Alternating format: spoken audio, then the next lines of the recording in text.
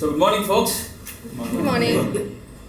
Really thank Creative Mornings for bringing me here to speak about love, and also Moto Cafe people who have given this space and arrangements.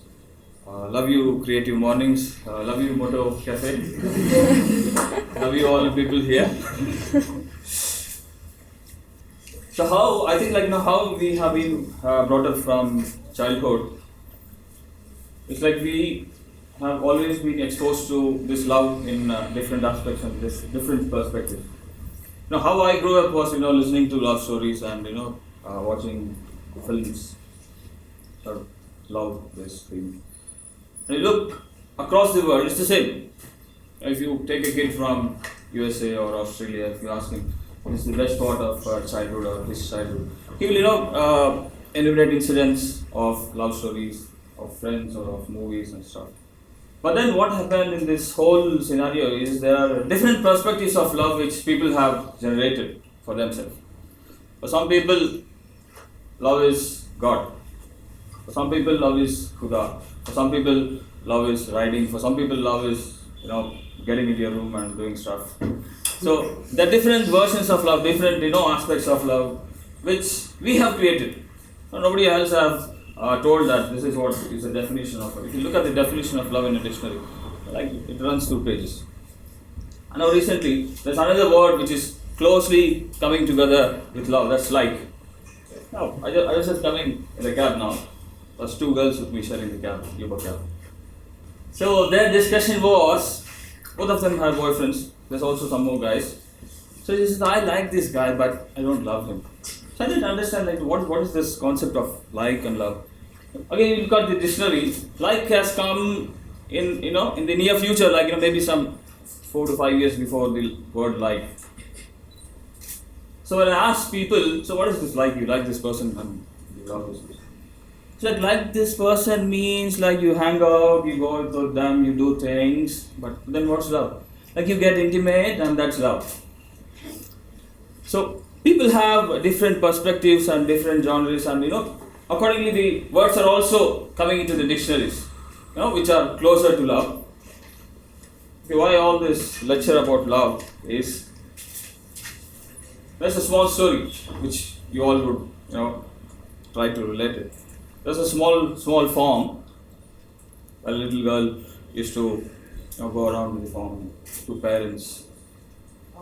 And there's a fence across the farm.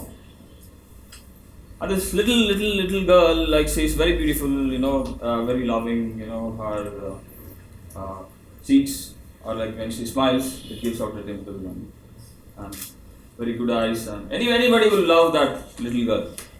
And she's always curious about life, and also she is very curious about that fence across the farm.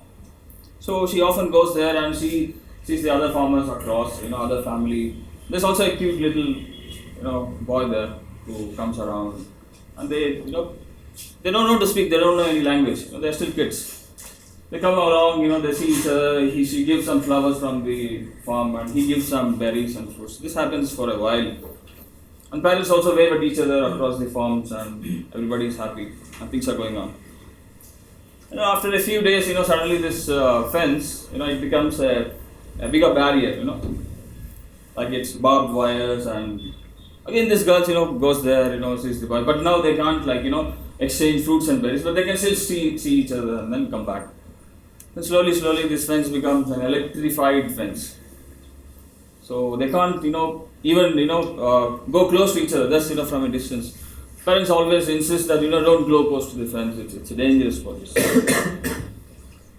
And then after a while, the barbed fence with electrified, it becomes a huge concrete fence, with a huge wall there. Nobody can see what's happening across the wall. So this little girl is still curious, Mom, why is there a big wall? Why can't I see that little boy across the wall? No, you can't, baby, it's forbidden. But the parents don't want to explain the whole process of why there's a big wall. They just tell us it's forbidden, okay.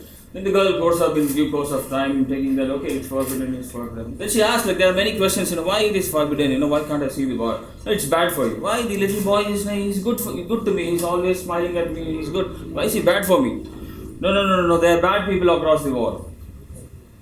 Because the mom can't explain all the situations and constraints which led to the construction of that big wall. She just says, okay, it's forbidden, the girl grows up, there's a family, now the girl gets married, there's a family again, there's a generation, the 10th generation. Still, when you ask the 10th generation kid, what's across the wall, it's forbidden. Not supposed to go across the wall. So that's what is happening between countries. Last week I was in this Bristol, Clitopia, sitting with people. So I went to Iran with my motorbike. Oh my God, how do you go into such hostile countries? I said, why do you consider Iran as a hostile country? Why? She said, no, a lot of things happen there. Yes, a lot of things also happen in India. It's not that, because we have created these barriers, this mind blocks that this is something dangerous, this is something avoidable, this is something. So we don't know what's across the borders. We don't know what's across our house. We don't know what's across our street. We don't know what's across our state. Because we have mental blocks created, barriers. There's fences everywhere. We have created these fences, which is, restricting us to love people. Let's go back to the farm again where there was no fence and where there's little girl and little boy. So what is that relationship? This little boy and little girl, they don't know any language, they just see each other, they just exchange fruits and so. What is that? What is that relationship?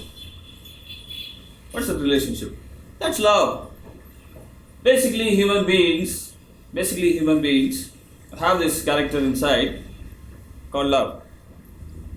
You put an Israeli and a Palestinian in a small house and separate them with a glass. I believe that over a period of time, these two people will start loving each other. Because it's basic human characteristics to love people. Yeah? It's a small baby in the house. Does anybody hate the baby? Black or white or chubby or whatever it is. Everyone loves baby and also the baby loves everyone. Why? Why should the baby love everyone? This is the basic human characteristic, to love people. But when the baby grows up, it's a little girl, little boy. It still has that basic characteristics. But then when you're growing up, a lot of mental blocks created in you, fences created in your mind that, okay, this set of people you're not supposed to love. This set of people you're not supposed to talk to them. And who is doing that? We ourselves are doing that to our generation, our kids and ourselves. So let's come back to this story of Israeli and Palestinian. So then the conversation started. I said, why is that? You people are so bad with your Palestinian brothers or Palestinian neighbors. So she said, no, we have no problem. We want to live in peace, but it's actually not possible. Why is it not possible? Let's speak to them. Sit across the table like how we are sitting across and talk to them and resolve it. Then she said, last week I had a friend with me. They all finished military together. She was there with her. They clicked pictures. They went to Hampi. Went swimming in the lake. Good times.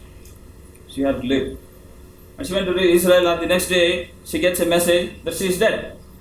She's bombed. Then she showed me that message and said, how do you expect to sit across and talk when such things are happening? So it's again, the basic human emotions are hurt. So all the derivatives of hatred, jealousy, greed are all derivatives of love. What happens if you love money so much? It's love, you're loving money. But what happens if you love money so much? You become greedy, you become selfish. So all human emotions and derivatives are coming out of your basic love. But it should be channeled and structured properly so that you become a good human being. Otherwise, you end up killing each other. I remember in my school days, my teacher taught me what are the basic things. 3 basic things they taught me. Food, shelter and clothing. So I also wrote in the exam food, shelter and clothing. got marks, passed away. But then even now, if you go back to the textbooks, it's still written food, shelter, and clothing. Why are we not including the fourth one, love? I will put you in a house with all the amenities, with food, shelter, clothing, AC, everything, whatever you need. And you can't see any human being, no love, nothing. You get your food, you get your no TV channel, nothing. Can you survive? Human beings can't survive without love. For that matter, any animal, any creature on this earth can't survive without love. But are we, educating this to people? Are we educating this to our younger generation? No. So that's why I thought, all these things didn't occur to me either. I was like you, sitting, having my time, going to office, coming back, doing my job. But then one fine morning, I got up and said, this is a really, really boring life. I want to do something. I didn't have any motto of, riding around the world for world peace, nothing, no. I just wanted to go out, see what is the world like. So I took my motorbike out, started riding. I thought let me go to Jammu Kashmir. I hear a lot of Jammu Kashmir, even in my textbooks, even in the news, and a couple of my friends, let's go to Jammu Kashmir, see how it is, I spoke to 10 of them, none of them turned up. None of them turned up, Jammu Kashmir, my parents said, no, don't go to Jammu Kashmir. Why, can you go? No, it's bad. It's threat to our lives, so we can't come with you. I said, okay, let me try, why, I had this always curious thing, okay, there may be, what is the population of the whole world? 7 billion, 7.4 billion to be exactly, but 7 billion. Now, can 7 billion people bring a change by loving each other? Okay, there are a small set of people who are creating chaos. But then if the 7 billion people decide that, people should love each other, what will happen to the small people who are creating chaos? They can't exist anymore. So I said to my friends, why are you worrying about, that some small people who are creating some turbulence? Let's go check out if it's not good for us, let's come back. We're not going to live there. We're just going to visit there. Still people are not ready. Then I went. I took a motorbike. I crossed Rajasthan, central India, went to Jammu Kashmir. Beautiful things happened there. Really beautiful things. People love each other. And people also loved me. That encouraged me to go further. Go up. I went to Khartoum, went, to the top of the mountains. Came back all the way. The first question people asked me when I came back to my office was, how many times were you mugged? How many times were you hugged? How many times were you robbed? They didn't ask, what were the good things happened? What are all the bad things happened to you? Tell me. I said, no, nothing happened to me. Oh, then you are lucky. No, I'm not lucky. People are good. Why? My friends have this notion because that's the mental blocks their parents have put in them or the society has put in them. So we as human beings should take out this, mental blocks. Again, people may say that, something bad happened to me while I was traveling, something bad happened to me in the train, something bad happened to me in the bus. Bad things happen. But look at the majority of things which happen. The majority of things which is happening is good. What media portrays is the bad things because you are attracted to the bad things. If you show that something has gone wrong, you are interested to see that again and again. You are interested to know what has happened. You say that some good man has come, he's doing some good thing. Oh, okay. MG Road, some bomb blast. Oh my God, let's see what's happening. Who has done it? MG Road, something good is happening. A peace run is happening, or a peace marathon. No. Why?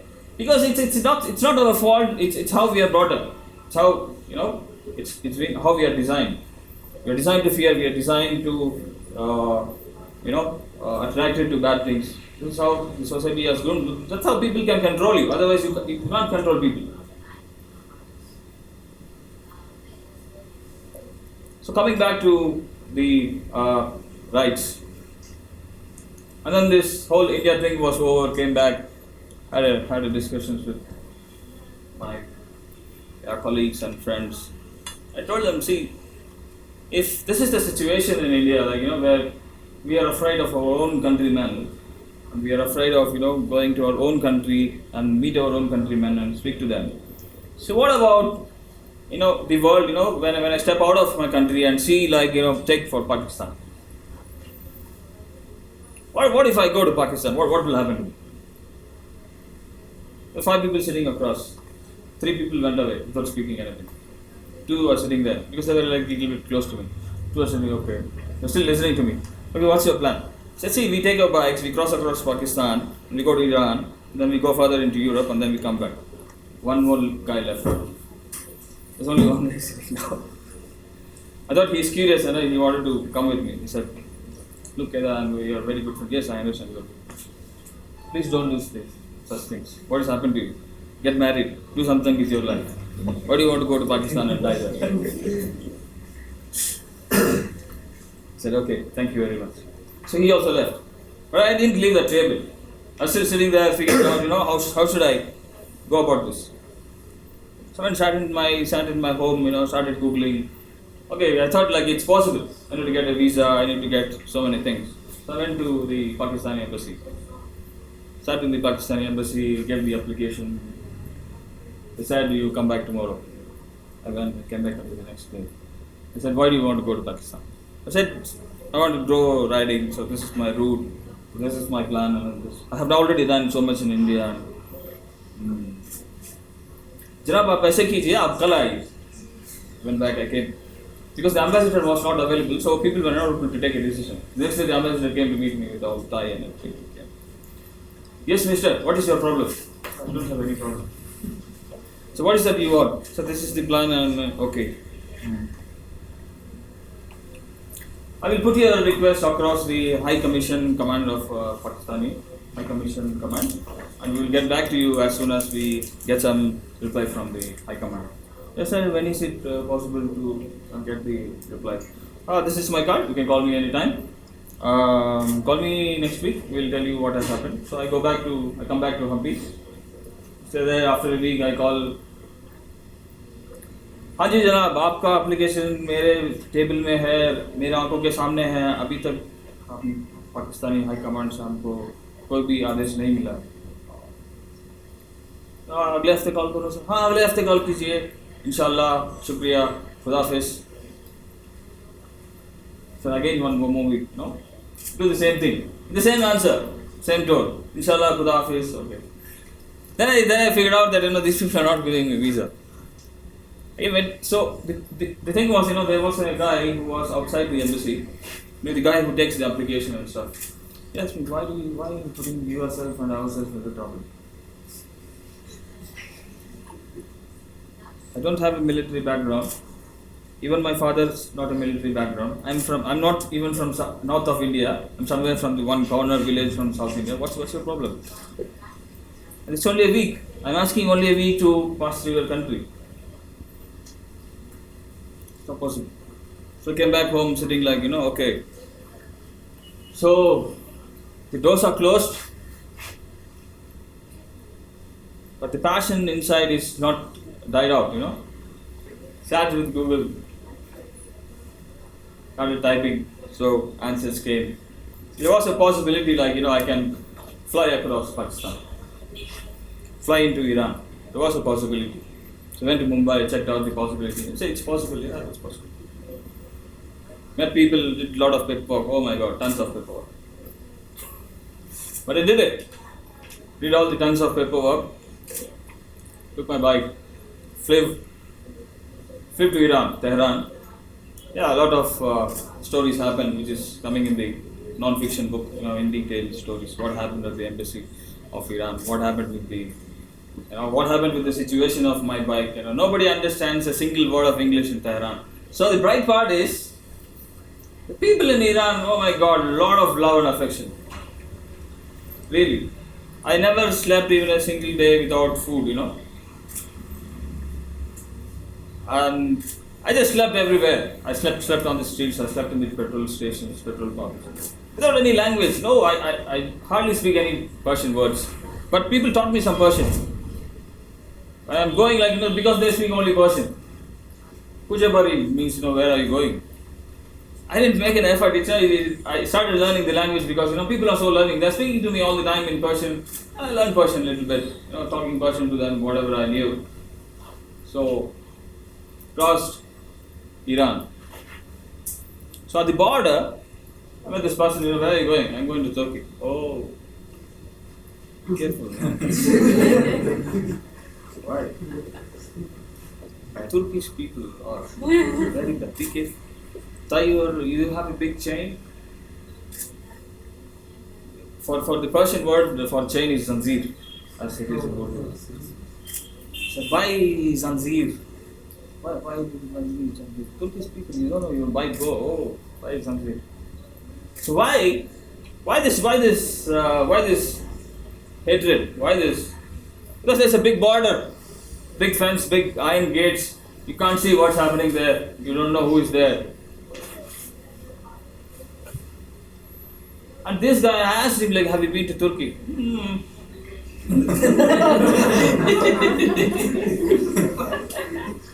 Never been to Turkey.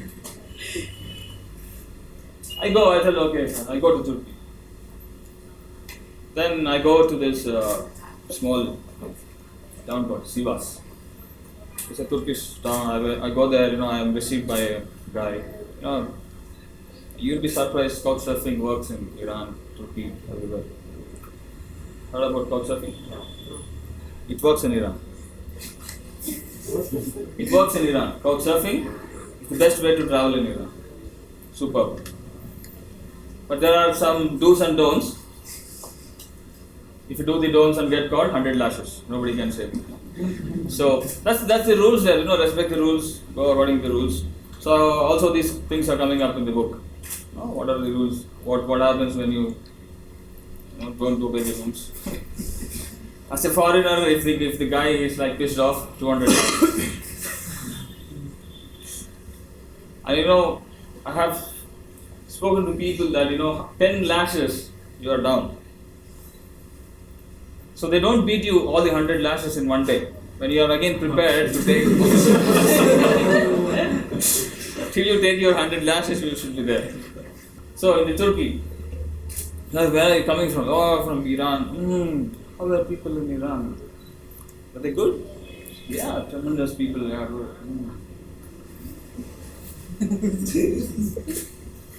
I said, why? What's your problem with Iran? It's not the problem. It's the freedom. Iran, there is no freedom. There is no freedom in Iran. But who has created that situation? Who has created that situation? It's you. Had you been not fighting across over the, there's a basic difference between the Turkish and Iranian people. Both are Muslims. One is Shia, one is Sunni. Finished. That's the only difference. And even the Shia people living in Turkey have a problem, And who are responsible for it? It's us. And who is facing the consequences? We are facing the consequences. Our kids are facing, the coming generations. I still go into Bulgaria, so France, Italy, everywhere the same questions, same answers. So why is that, a human being can't just love another human being, living behind all the other things. If I ask now, it's very difficult because that's how we are designed, that's how we are designed, that's how we are brought up. So what do you have to do to change it? I could change, not so much. I would say that I have not changed to that great extent of loving everyone. But I'm trying. I'm on that path. I'm doing that. I have reached some stage, and I would go to that stage. I'm in that process, and I'm happy that I'm doing it. But this is the route. I flew. Everybody can see it. Yeah. So I went to Mumbai and then flew from there to Tehran. And from Tehran, that was the route. So I went tuk, then up Romania, then Germany, France. Everywhere, and came down to Bilbao, south of Spain, and then here, and then in Italy, and then you should be thinking that Europe is all friendly, everybody is European. No, Nobody speaks the same language, and everybody have their priorities. Everybody have their mindsets, and though there are borderless. These are all borderless countries. You don't have any borders. You don't have to stamp your passport. But people have created borders in the mind. As I told you, I'm in this path to love everyone, love each countryman, love people across the countries. It's really difficult. Yeah, it's not easy because from my childhood I have been brought up with certain sets of beliefs, mind blocks. Yeah, and it's really hard to get out of those beliefs and get out of those mind blocks and evolve as a new human being. Yes, it's hard, but we can try. I am trying and I am getting out of it. Not fully out, but yeah, to some extent. Maybe if I go, that's the idea of riding across the world. It's a small world I have been across, maybe Europe, and people say that you have been to the nice part of the world. Yeah, maybe. I want to go to the other parts of the world. What do you think? Like, maybe for you it's hostile. It's not hostile for me. I want to go to the other parts of the world. So that's where I am heading next. So the plan is to go around the world, all the 7 continents. I even want to go to Antarctica and see who are living there, meet with them. Maybe there are very less people, but still I want to go meet them.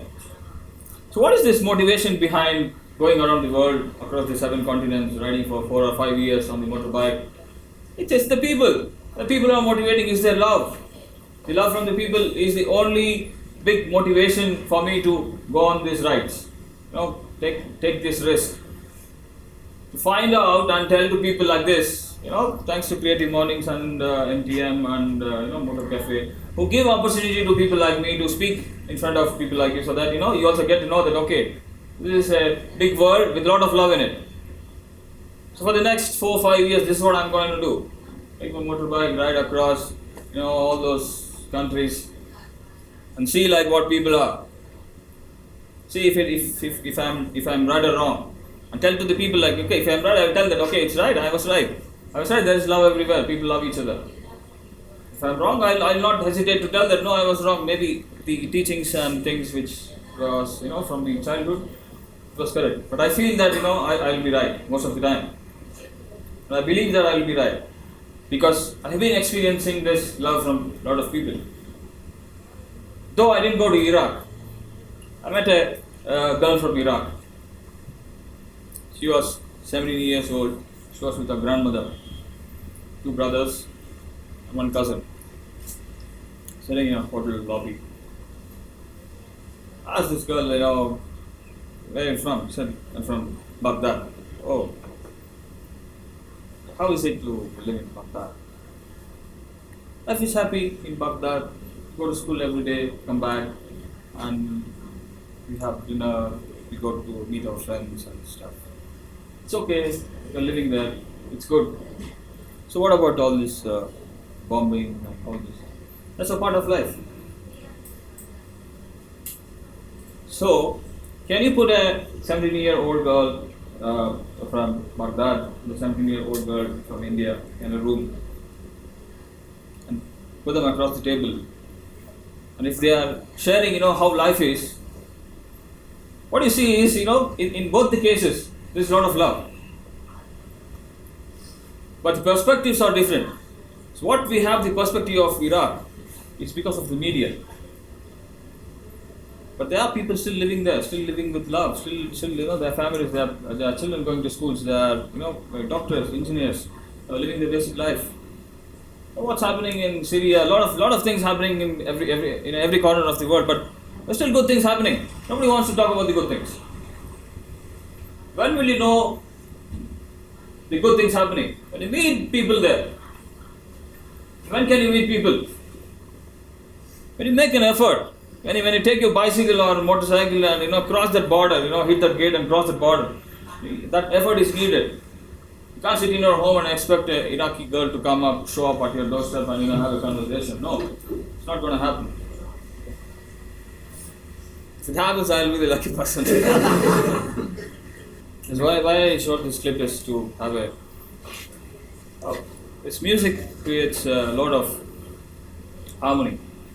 Yeah, a lot of harmonies. These are different kinds of music from different countries. And I had the opportunity to even interact with those musicians. I just sat with them after their performance, I had a little chat. What is this thing, this music, why do you play music? I said, yeah, it gives happiness to me, it gives peace of mind, and so many things. Well, all the musicians had a common connect and a common philosophy on which they work on. I asked them, like, where is this music coming from inside from you? Where is this basic idea? If you are playing like this or doing like this, where does this basic idea come inside from you? It's like you read and you do some study and you practice and you do that. I said, no. It's not like that. It is from inside. It is the emotion which is coming out in the form of music. I asked him, what is this emotion? Can you explain me? He said, it's love.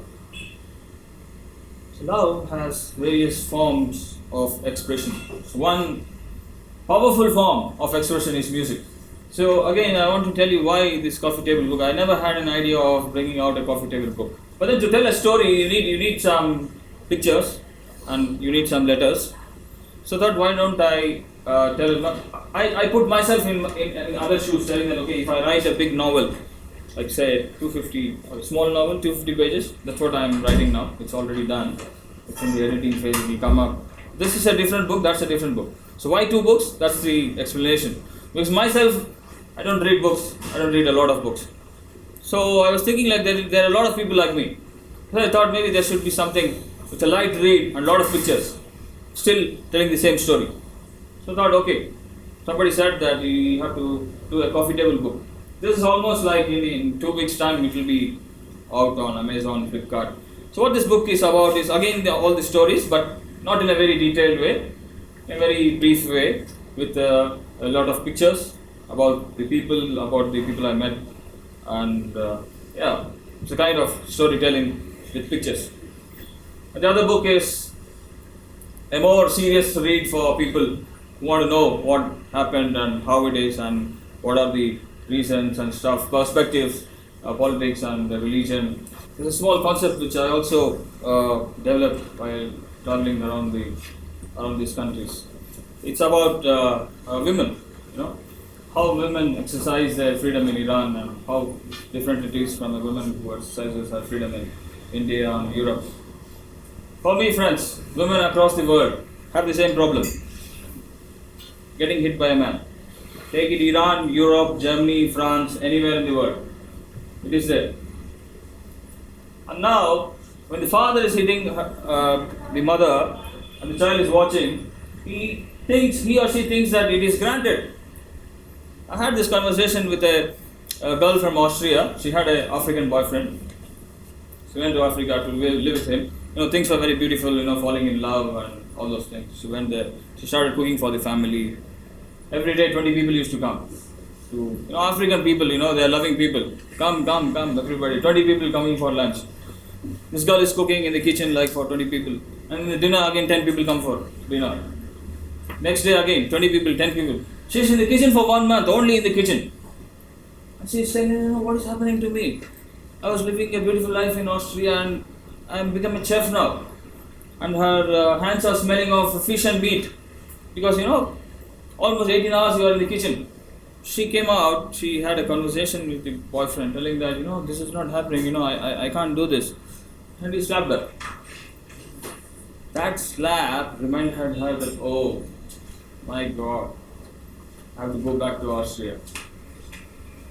Then I asked her, why is that, you could have spoken to him and, get things sorted, She said that she had a conversation and what he said was, it is okay to beat a woman in Africa. It is accepted. No questions asked. This is, I can't live in a society where it is granted that, you can beat up a woman. I went to Germany. This little kid, Angelina and her mother, stuff were living. She yelled at her daughter. Like I cooked the dinner that day. I cooked some eggs and stuff. Her daughter was like kind of little bit, not so comfortable with to eat the food. And she yelled at her and she cried and she went away. I said, why are you yelling at the kid? Are you mad? So yes, I'm mad. Why? What's making you mad? This world is not so good. It's the people are not good like you. Women has to grow up like strong and I had this conversation with my husband and he slapped me and I left him. Don't think that only in India, women are getting slapped or beaten up. It's in Germany also. It's in France. It's everywhere. And still, men believe and think that it's okay. It's granted to do that. It was very painful for me to get this fact that this is common across everywhere in the world. And how can we stop it? Can we stop it? Again, the basic upbringing, basic notions, building blocks. Because in Africa, if you go and tell that to women, if you speak to a woman in Africa, tell her that you're getting hit by a man, it's not correct. She says, no, it's okay. Because she has been brought up like that. Getting hit by a man or her husband is okay, it's normal.